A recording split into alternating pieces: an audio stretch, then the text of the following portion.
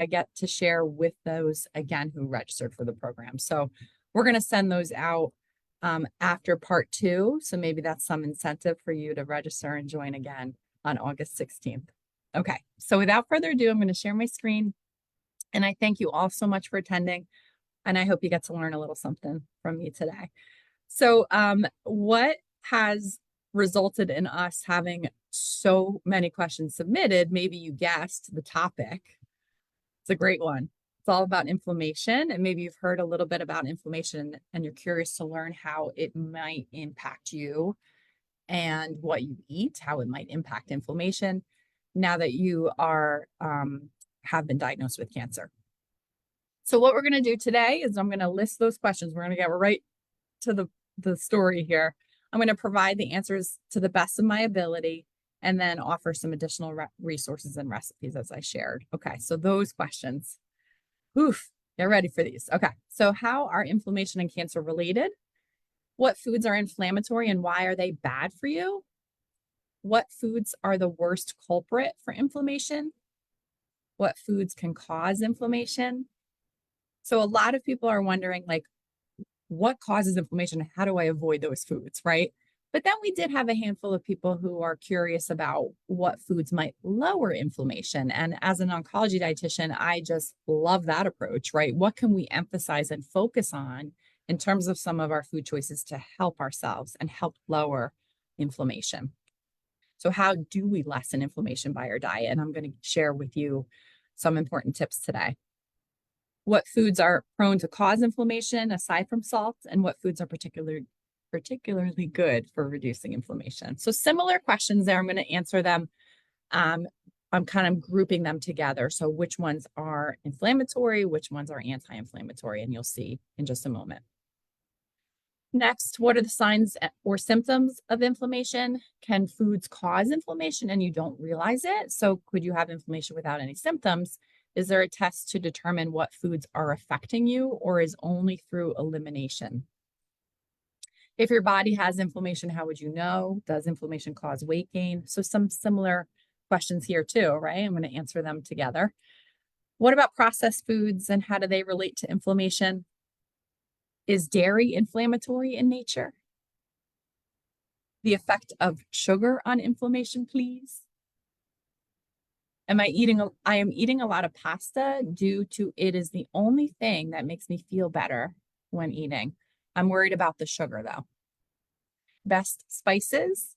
What are the potential anti-inflammatory benefits of incorporating omega-3 supplements into a regular diet? The impact of pelvic radiation on the digestive system and inflammation. Can nutrition reduce inflammation in the brain and enhance mental well-being? If so, what dietary changes would be helpful? These are all so fantastic, these questions. How to balance competing goals. I have ankylosing spondylitis, breast cancer treatment, and perimenopausal weight gain of 20 pounds. Yikes. I'd like to know about diet and rheumatoid arthritis symptoms. Thank you. We have such polite participants, right? When inflammation goes on for years and other health issues present, is there still hope for diet to help combat it?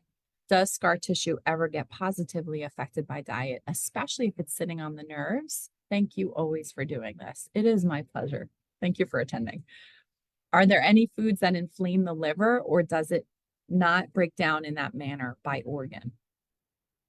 I'm really being put on the spot here.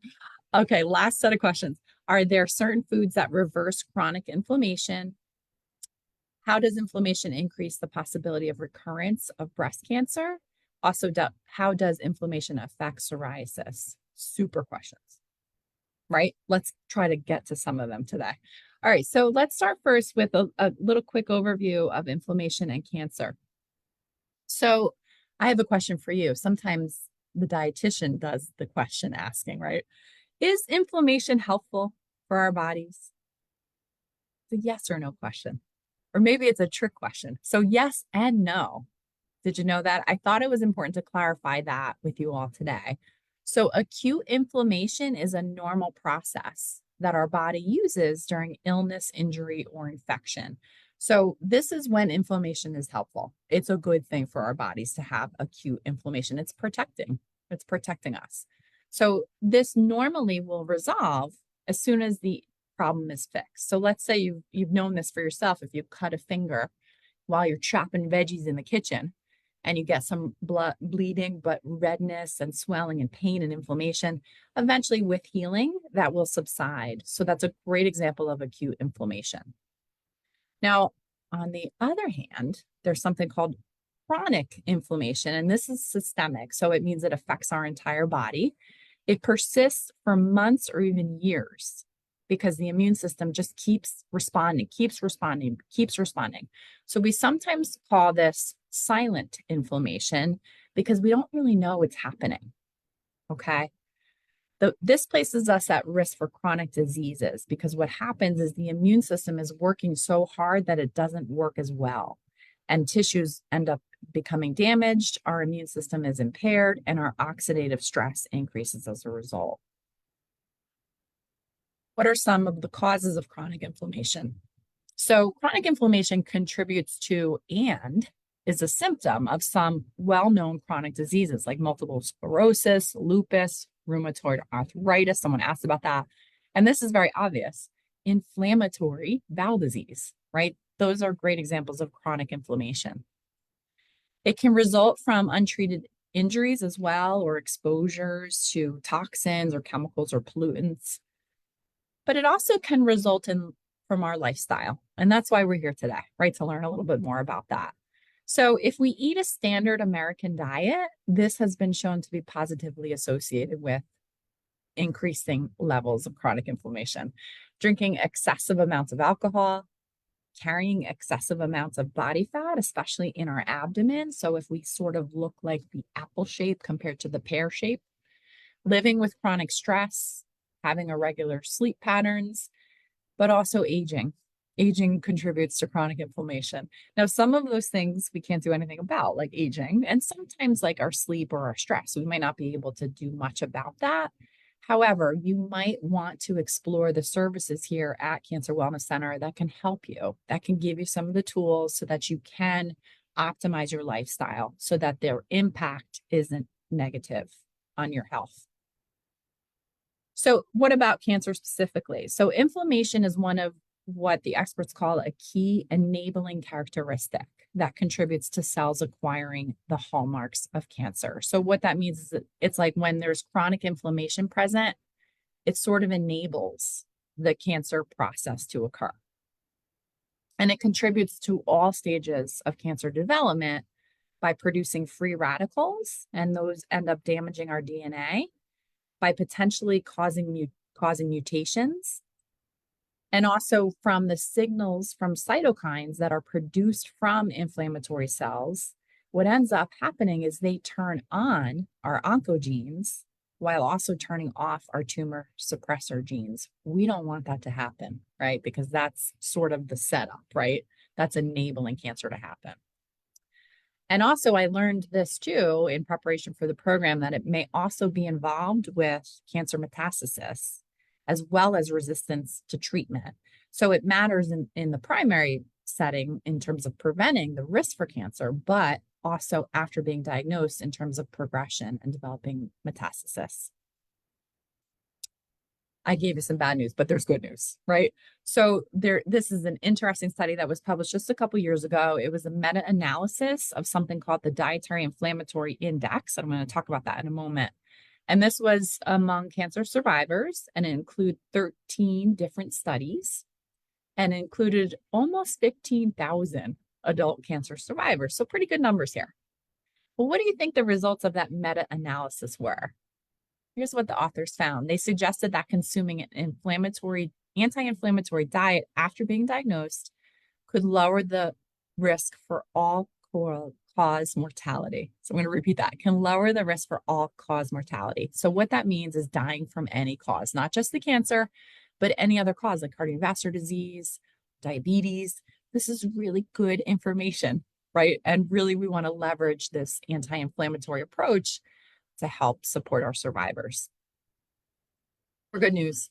So research is uncovering that we can eat foods to help lower the levels of inflammation in our body. And at the same time, those same foods also happen to reduce excessive amounts of body fat. And if you remember, body fat in excess can lead to higher levels of chronic inflammation. So we know that that's directly, or I should say indirectly, related to the risk for several cancer types, as well as cancer recurrence and for progression. So good to know. Okay. Now, what I do want to share is that cancer is a complex disease, right? You all know that. Reducing risk involves so much more than just an anti-inflammatory diet. So while this information is compelling, and I think we want to harness the power of nutrition and diet, we do want to recognize that it is one component of the overall lifestyle in terms of helping support ourselves. Okay, so let's get to those other questions. So the foods that are sort of inflammatory, I kind of lumped them together, right? Are there foods that are inflammatory? What are they? So here's the relationship that between inflammation and nutrition that I'm going to repeat several times, not only in part one, but part two. We want to keep in mind that the whole diet is greater than the sum of all its parts. So no single food can make a diet anti-inflammatory or pro-inflammatory, right? We have to think about all the different foods we're eating, right? Not just one here and one there. And the balance of the number and portion sizes of different food choices will determine how much or not they influence inflammation. So researchers are beginning to identify which foods and amounts, and they're using an index called the Dietary Inflammatory Index. And this has been in development now for a little over 10 years. So it's been around the block. However, they're still sort of fine tuning this index, and it's not without some flaws, but they're using it as a standard measure. So now when they do research study, they can just simply use this index as a tool, and they can rate how someone's diet is in terms of this index, whether or not it's inflammatory. So what is this dietary inflammatory index? So hang on, we're going to go back here. This is a scoring system that measures the outcome of all the nutrients in foods on inflammation consumed in a diet. It's based on research that examined the effects of how eating certain food and how it impacts certain inflammatory markers. Now, remember that point. We eat a total diet, right? So there's foods that we can kind of stack up that are known to be anti-inflammatory and still maybe eat some foods that are pro-inflammatory, but the total diet may still overall be anti-inflammatory. Well, isn't that refreshing and reassuring? We don't have to be absolutely perfect, right? We're going to eat a mixed diet, and there's going to be the occasional consumption of foods that are pro-inflammatory. But if we can build a foundation around anti-inflammatory foods, we're doing a great job. Okay. And we're going to tip that scale in an anti-inflammatory environment in the body. Okay, so those scores. This gets a little confusing. So the dietary inflammatory index scores are these. So if a food is negative, and I don't know why they didn't round up, but if it's negative 8.87, it has a negative effect on inflammation. So meaning it's anti-inflammatory. Some of the ingredients or foods that we eat are positive. So positive 7.98, meaning it's pro-inflammatory. Now, this shouldn't come as a surprise to us that there are foods that don't have any effect on inflammation. So now keep that in mind, right? We eat such a mixed diet, right? So they're all going to contribute in one way or another towards that inflammatory scale. Overall, the higher the score, the more inflammatory the diet, right? There's 45 components that are included in this index. So they have food ingredients, such as spices, micro and macronutrients. A good example is saturated fat. That's one of our macronutrients. Vitamins and minerals, such as folate. That's a B vitamin. And then phytochemicals. And a great example of a phytochemical is beta carotene. So the ones that are inflammatory, they would have a positive score, right? They're going to have a positive dietary inflammatory index. This is what many of you are asking. What are those foods? Well, according to that index, according to the research, this is their list. Okay, so they have processed meat as being inflammatory. Sugar sweetened beverages, inflammatory. refined grains, fried food, food high in saturated fat, trans fats, high sodium foods, as well as alcohol. So good to know that these foods tend to tip that scale in a more inflammatory way. Okay, so the idea here is we want to minimize the consumption of those foods.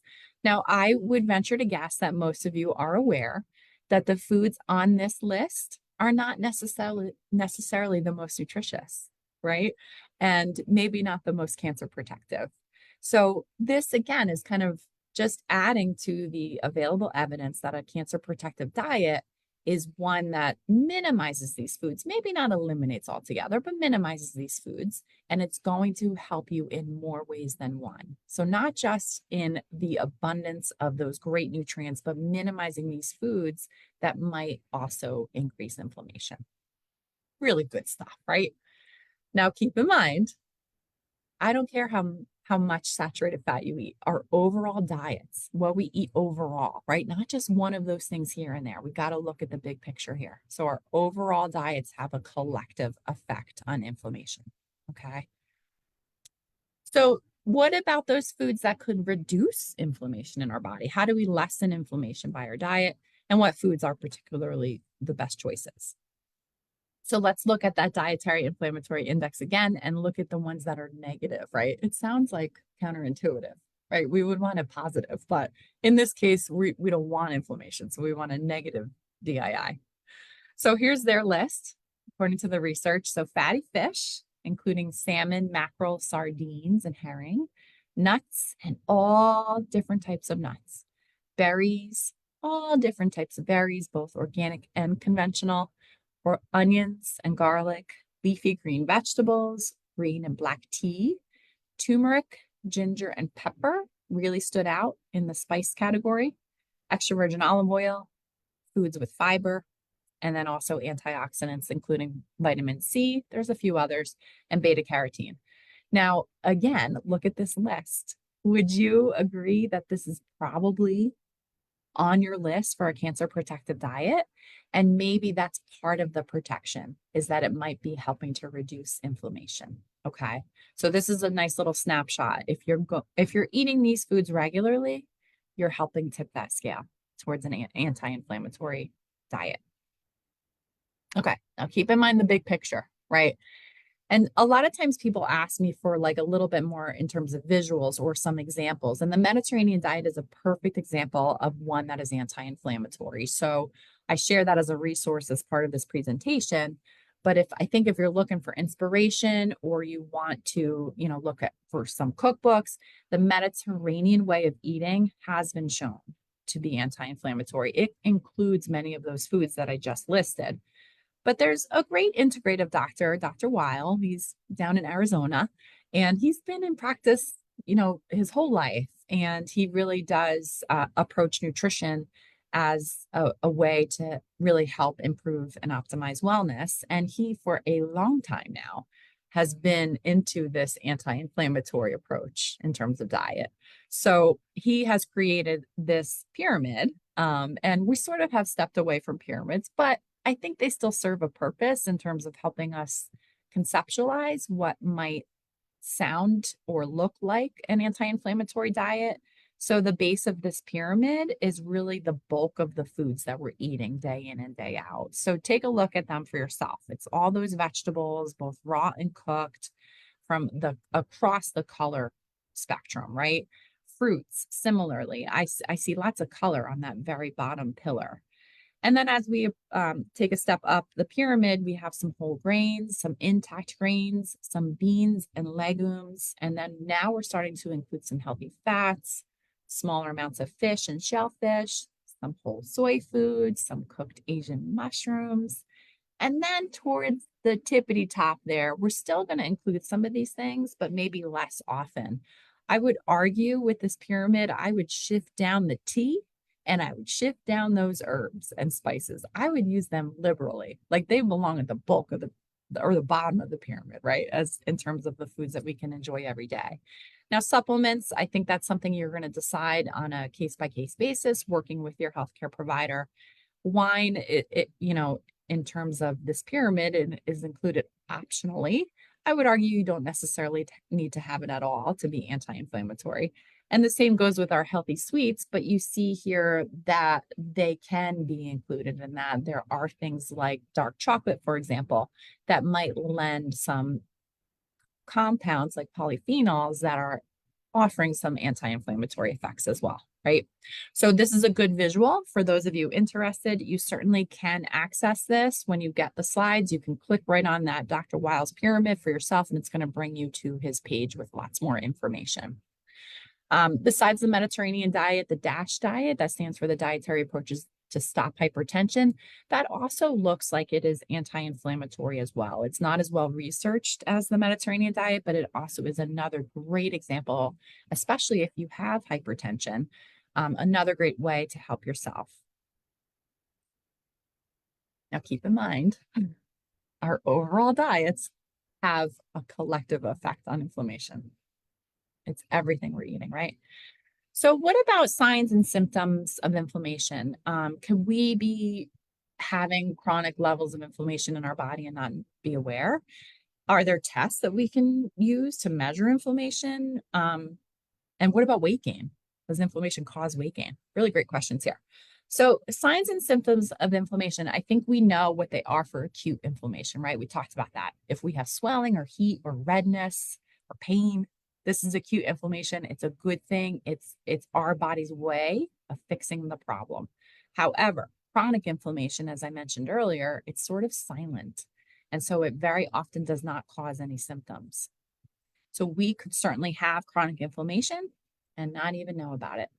So if you are concerned about this, if this is something you'd like to discuss, I would absolutely bring it up to your healthcare provider to see if it needs to be evaluated any further.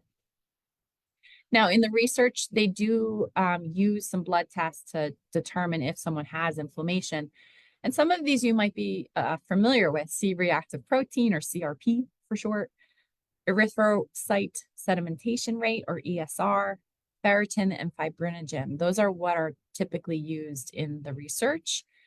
Many people that I work with often have their C-reactive protein measured in blood work. So if that's elevated, it could mean that there's inflammation happening in your body. Here's the thing with CRP. It's released very quickly at the start of infection or inflammation. So it's sort of like a nice way to capture if inflammation is happening. But I will say this, a lot of cancer therapies, chemotherapy, radiation, and surgery, they cause inflammation acutely, right? So CRP can be falsely elevated, right, because of those cancer treatments. So I want you to be aware of that. It doesn't necessarily mean you have to really work towards an anti-inflammatory diet and lifestyle, because the treatment is probably causing the inflammation, okay? There are other markers that are used in research, including cytokines, and they're listed there. I'm not going to read through them. Most of them, however, are not routinely measured, not at our practical level, and they are typically pretty costly. The test results do need interpretation, right? So just because it's high, it doesn't mean that there is chronic inflammation. It could mean acute inflammation, and for very good reason, right?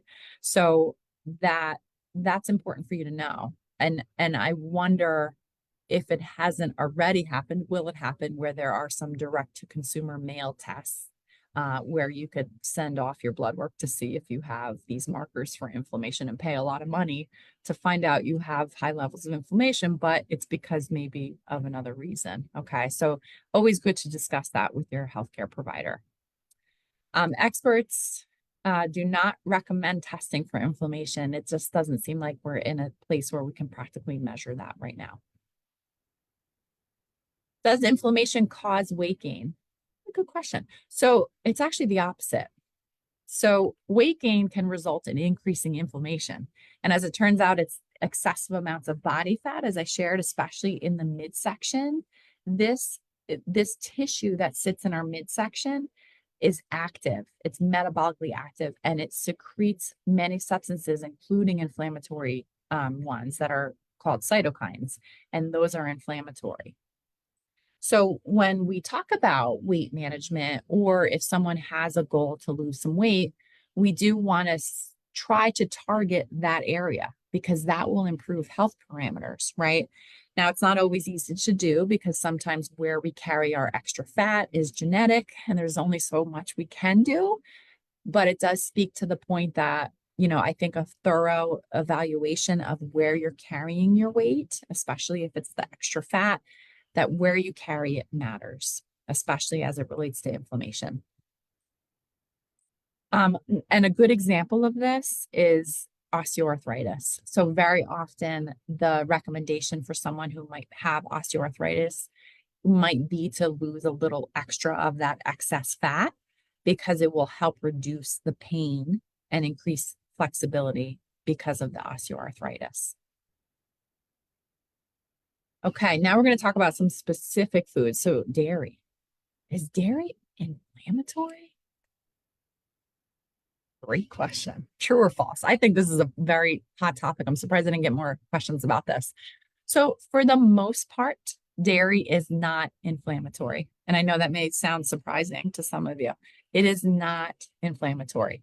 Research has found that dairy does not increase those biomarkers, the ones that I just listed a couple slides ago.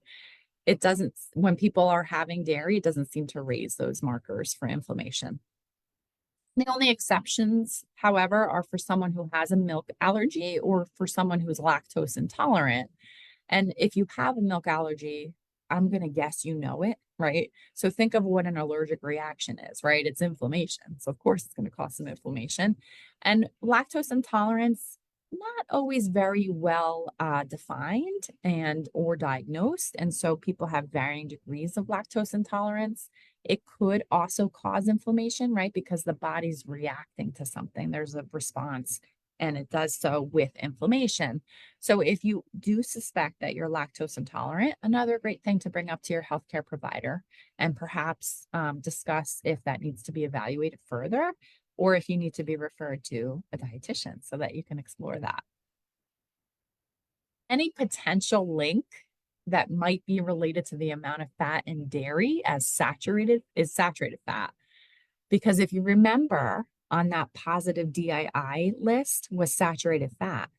So some of our choices from the dairy group could certainly have an excess amount of saturated fat.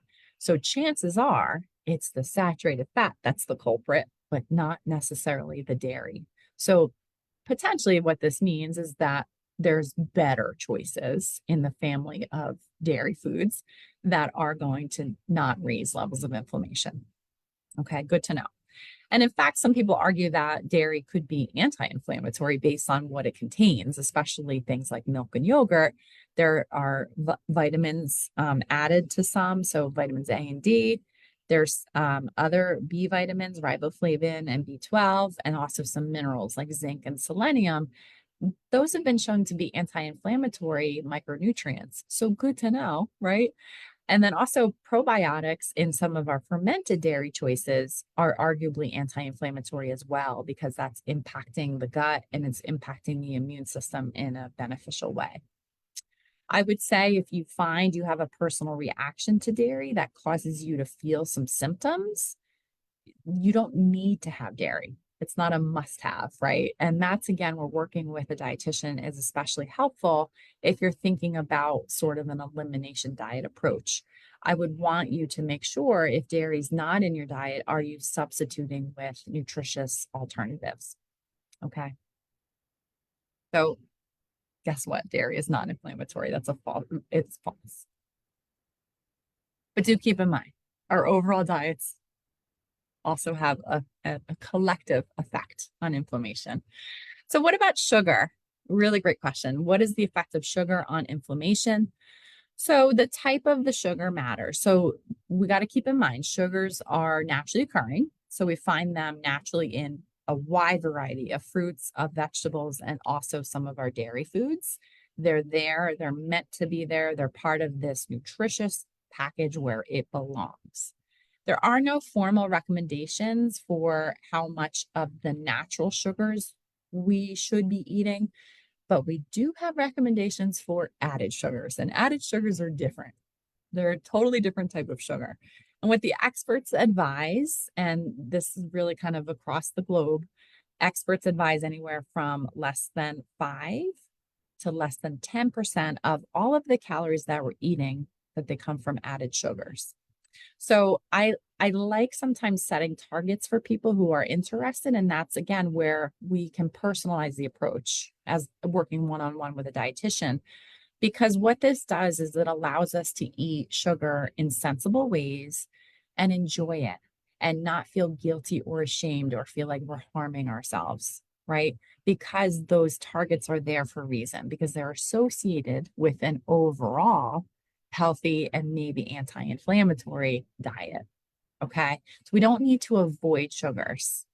We can sensibly consume them. Now, most of the research as it relates to inflammation, it really has investigated the sugar sweetened beverages. We call them SSBs. So examples of that, some are pretty obvious, like soda or sweet tea, but also energy drinks, some of our coffee shop drinks, some of the electrolyte and sports drinks are pretty high in sugar and especially added sugar, right? So we just want to scrutinize labels and think too, what is our target and am I below target for the most for the most part? So those SSBs, they are already associated with some health consequences, right? Certainly with weight gain, with gout, and the risk for hypertension and type 2 diabetes. So generally speaking, when we talk about sugars, I would say this is the one where I really do try to address this as the first to go, right? Sugar sweetened beverages really are associated with some of these negative health outcomes, and the evidence is pretty convincing. Now, I mentioned there is, I want to answer the question, is it inflammatory, right? Is our added sugars inflammatory? The research is actually mixed in this area, hard to believe.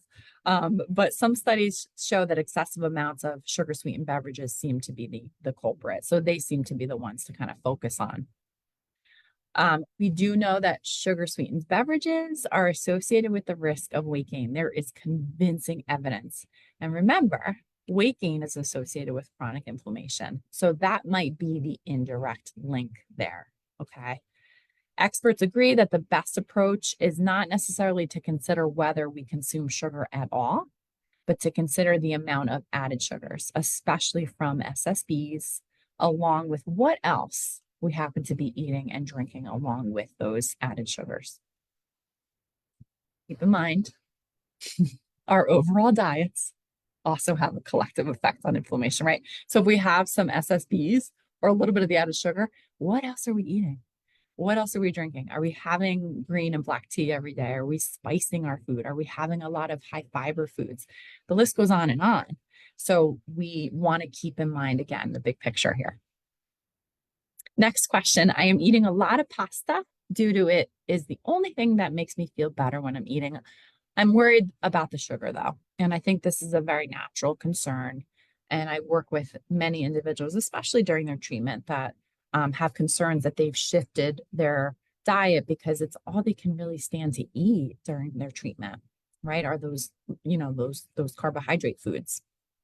So it's important to point out that the type and the amount of carbohydrates matter.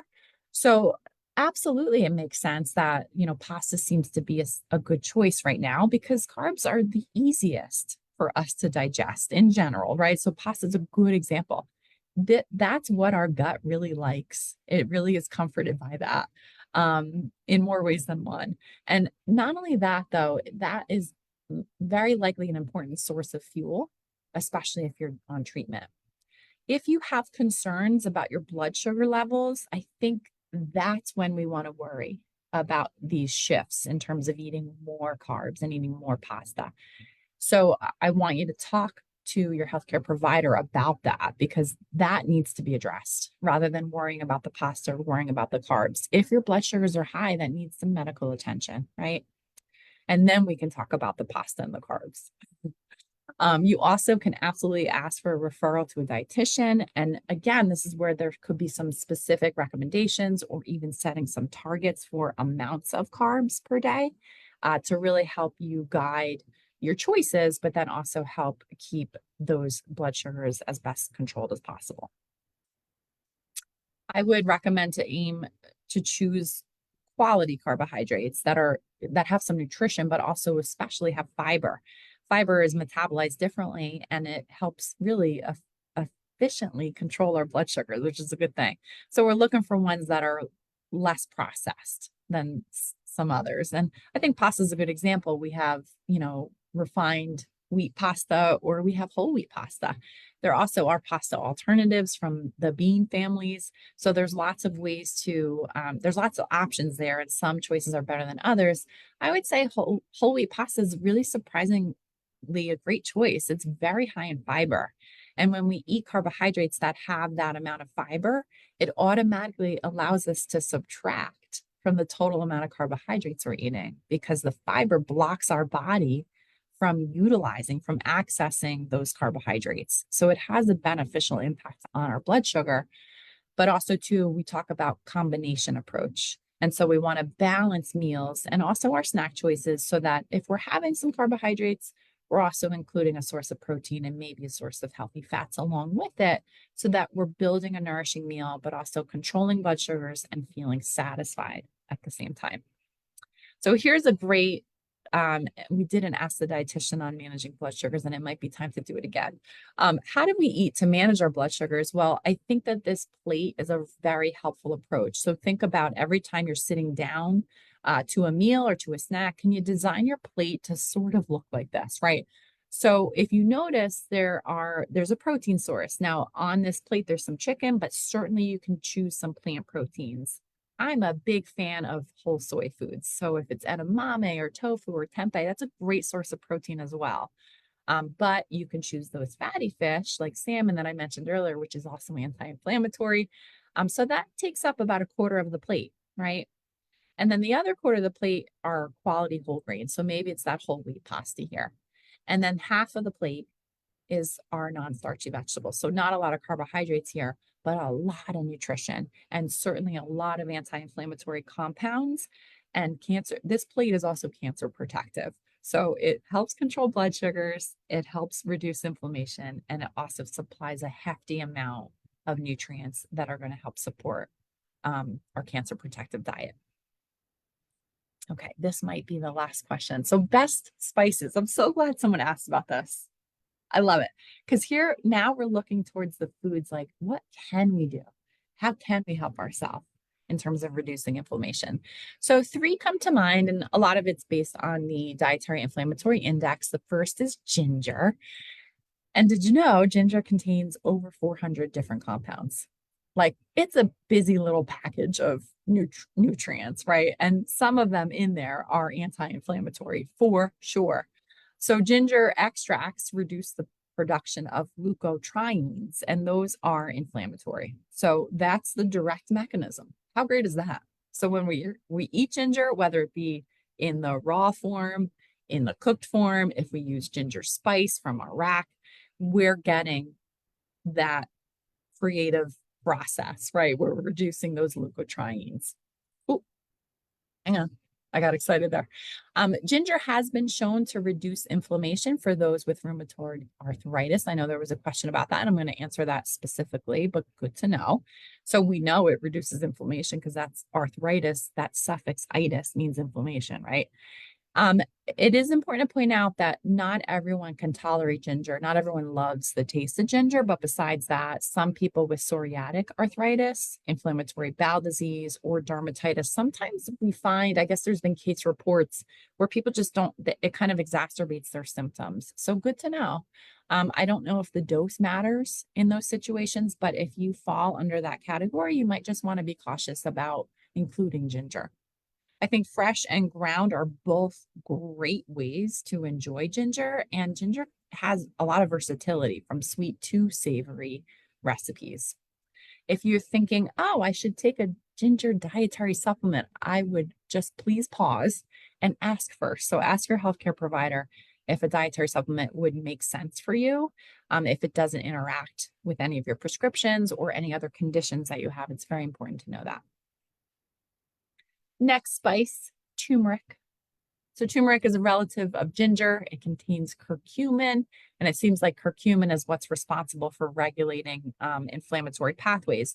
it works in more ways than one, which is really cool. So it blocks inflammatory enzymes, it inhibits the production of cytokines, and it binds to these things called toll-like receptors, all of which are anti-inflammatory. Good stuff here, right? I would say consider both fresh and ground spice versions. It's got this really great earthy flavor. I know I've especially been enjoying it in a spice blend and using that spice blend like on everything. And it's a really great way to use that ginger or the turmeric, sorry. Again, if you're thinking about taking a dietary supplement, please ask first, right? There certainly are interactions and contraindications to taking dietary supplements. And then lastly, black pepper. Does that come as a surprise to anyone? So black pepper is the king of spices. I mean, just measly old black pepper. It contains piperine, which maybe some of you are familiar with that. And that's what is the compound that's responsible for its anti-inflammatory effects. And it really is a great complement to the curcumin and turmeric, which many of you may know that as well. When we have turmeric and we include black pepper with it, the piperine and the curcumin sort of synergistically join together and create this especially anti-inflammatory benefit in our body. So consider using fresh cracked pepper like on anything, right? I don't know what you can't add it to. There's so many applications, but don't underestimate the power of your black pepper. But keep in mind too, right, that our overall diets have a collective effect on our inflammation, right? So all of those great spices, they're fantastic. But what are you putting those spices on, right? Is it a piece of burnt processed meat from the grill? We want to keep in mind the totality of our diet, and that's going to create the impact on inflammation. Okay. So what I'm going to do is I'm going to stop there and I'm going to stop my share. I'm going to see, I see we have a couple things in the chat. So I think we might stop recording and have just a minute to discuss some things. Thank you for attending.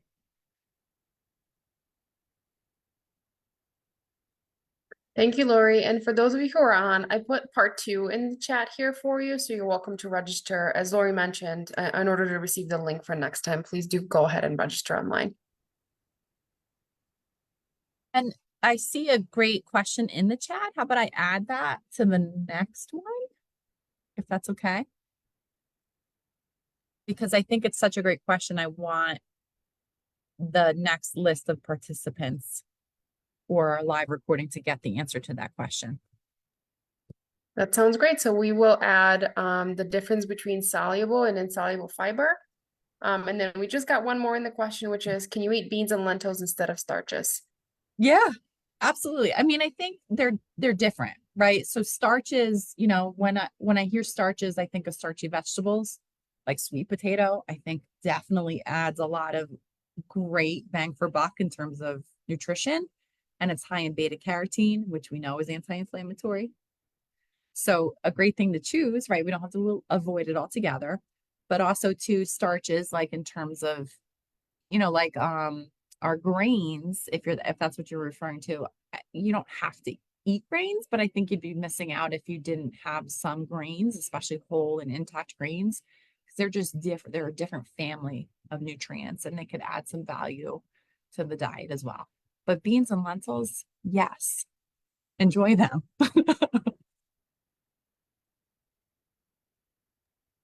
Thank you so much, Lori, and thank you all of you for joining and submitting questions for this engaging program today. Thank you, Samina. Have a great weekend, everyone. Stay hydrated.